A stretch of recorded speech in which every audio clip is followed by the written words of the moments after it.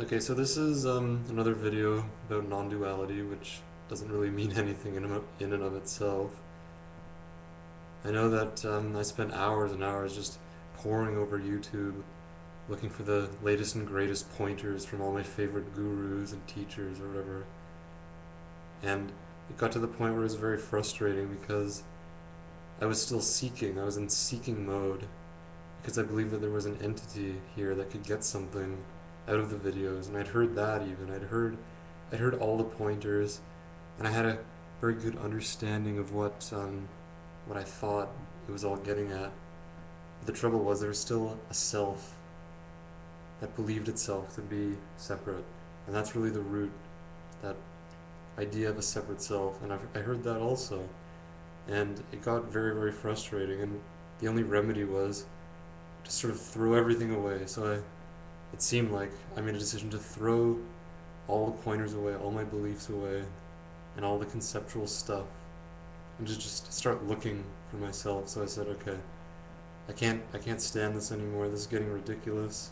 I'm suffering, apparently, and there's no end to it. So I'm just gonna start looking in for myself, and nothing wrong with having pointers and that sort of thing if they resonate. But it became down to sort of me, in a sense, looking for me, from me, for me, by me, so to speak, and to see what this me is. And so a sort of naked, earnest looking began to happen. And really, this is about gratitude also for those that helped sort of point the way. People like Charlie Hayes, Tony Parsons, John Wheeler, John Greven, Bob Adamson, Unmani, Scott Killaby, Jeff Foster, and many others that I'll give a link to my website, and there's a list of people I consider very trustworthy in these matters, because it gets to the point where, well, I know for me, I was very tired of being sort of pushed and pulled in one direction or the other, and having different teachers say different things, and it gets very misleading to the seeking mind, because every teaching seems to contradict the last one, and there's different ideas about what this is all about, and everyone has sort of a unique slant on it. Despite all that, though, there's teachers that are trustworthy that seem to disagree with each other. What's the real sort of litmus test, I think, is the resonance factor. If there's a resonance with what's being shared, that's what's important. The content is secondary, you could say, or the way it's presented. But if there's a resonance that's sort of sensed in the body as oneness resonating with oneness, instead of a teacher trying to sort of convey an important lesson to a student. So the idea that there's something here that's trying to teach something out there for their benefit, so for your benefit, I'm a teacher, you're a student, and I'm trying to imbue my wisdom upon you. And see, that's where the game begins. We call it guru disciple game. And I was very fortunate to find people who didn't play that game and were very honest and straightforward with this whole thing. But ultimately, it came down to what's here.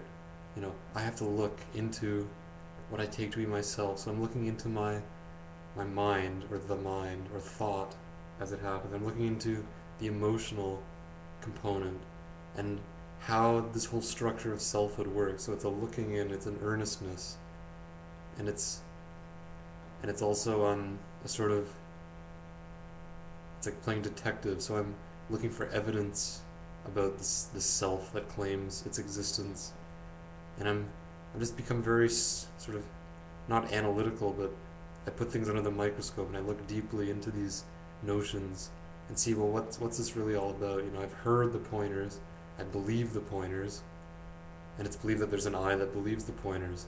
So it's really looking into this whole mechanism and seeing how it works, and not understanding it conceptually, but seeing clearly how suffering operates, you could say, how the belief in a separate self creates suffering and sort of dis-ease in the body, and how the whole search works. So for me, it was always about feeling better in the next moment. So I'm looking forward to a next moment that's coming up that will help me feel better about maybe my life or some circumstance. And that's really the sort of the essence of what was driving the search. I'm going to feel better when I listen to the next video. So, I have all the videos lined up and I'm going to listen to them one at a time, and the next one will do it, and this one isn't quite it, but I'm going to keep looking for more and more better pointers which will fix me in a sense. It doesn't make any sense because if it's clear, all of the pointers talk about the immediacy of this, which is here and now, and can't be escaped. So the seeking to end seeking is really just another movement of an imagined entity. So that's what can happen when we hear about the end of seeking and liberation and the search being over. The trouble is the imaginary entity wants that, so I want this. I want to not seek. The trouble is we haven't found what this I is. So this is really, it sounds like another self-inquiry method, and if that appears to work, then that appears to work. If self-inquiry, or asking who am I, appears to deconstruct concepts, then that's fine. There's a debate about practice or no practice, and method or no method, and it's quite irrelevant because this is it. This is it.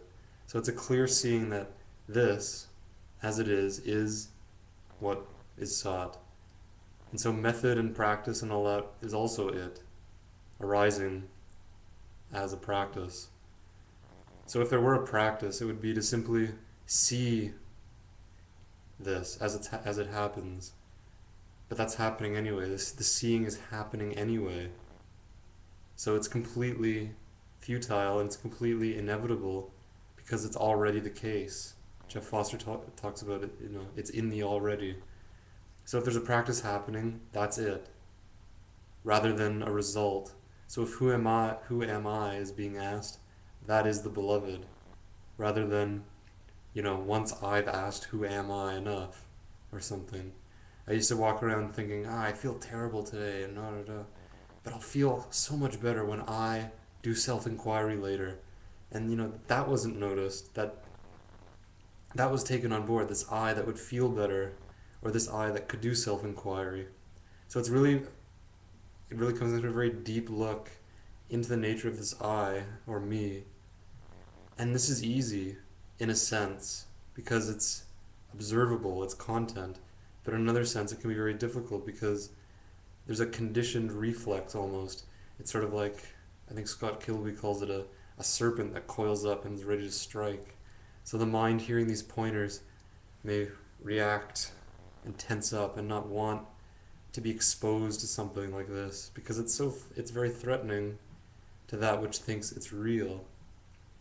And it's like a death. It's a very common phrase in sort of spirituality is die before you die. But what isn't generally called into question, well, who is it that's alive? What is it that's living now that could die? And so these words are essentially empty. The only thing that's recommended is that it be taken on board for yourself, so to speak, instead of continually seeking new opinions and trusting gurus or anyone. So don't trust this. Don't trust this guy here because this guy's just passing. This guy will be here for maybe one more minute and gone the next. So this can't be trusted. This is just a mask and it has no relevance except to say it's there as you already. And then there's no more need for this guy. This guy can just disappear off the radar, and there's no more need for him because this thing has pointed towards the ineffable reality that you are already. And that's it. And as soon as that's recognized, this thing can disappear. This guy here has no more need. He has no more need. It's just a signpost. So there's no need to keep watching. There's no need to watch the next video because this is it. Case closed. This is already it. And if it's not seen to be it, then who doesn't agree, or not agree, but who doesn't see? Who's the one that